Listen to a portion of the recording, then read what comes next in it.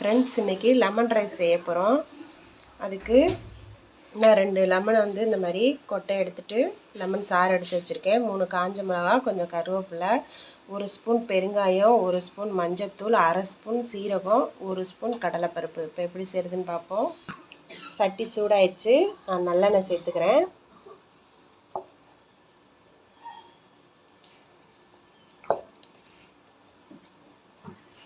எண்ணெய் நல்லா சூடாயிடுச்சு. ஒரு 1/2 ஸ்பூன் கடுகு சேர்த்துக்குவோம்.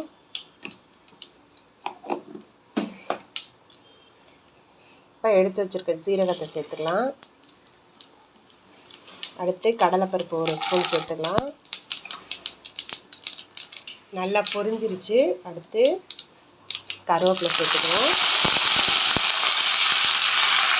அடுத்து காஞ்ச மிளகாய் சேர்த்துக்கலாம். 1 ஸ்பூன் பெருங்காயத்தூள் சேர்த்துக்குவோம். 1 ஸ்பூன் மஞ்சத்தூள். நம்ம சாறு எடுத்து வச்சுருக்க லெமனை இது கூட சேர்த்துக்குவோம். நம்ம உப்பு கொஞ்சம் சேர்த்துக்கலாம். ஒரு 1/2 டம்ளர் தண்ணி சேர்த்துக்கலாம். இப்போ இந்த தண்ணி நல்லா கொதித்து வரட்டும். கொதித்து வந்தோன்னா நம்ம இப்போ வடித்து வச்சுருக்க ரைஸை சேர்த்துக்கலாம். நல்லா கொதித்து வருது. இன்னும் கொஞ்சம் கொதிக்கட்டும்.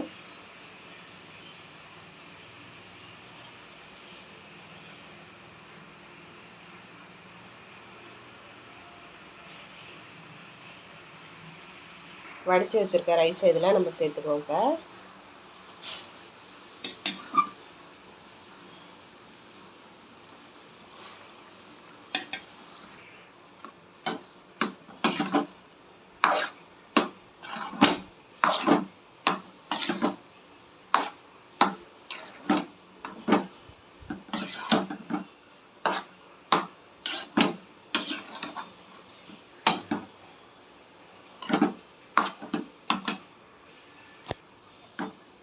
அவ்வளோதான், ரெடி ஆயிடுச்சு. இது மாதிரி நீங்களும் செஞ்சு பாருங்கள். செஞ்சு பார்த்துட்டு எப்படி இருக்குன்னு சொல்லுங்கள். ஸ்கூல் போகிற பிள்ளைங்களுக்கெலாம் இந்த மாதிரி நீங்கள் செஞ்சு கொடுத்தீங்கன்னா லஞ்ச் பாக்ஸ் காலியாக தான் வரும்.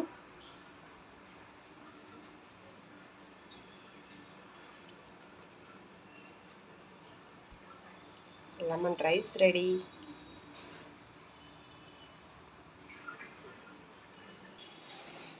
லெமன் ரைஸ், உருளைக்கிழங்கு.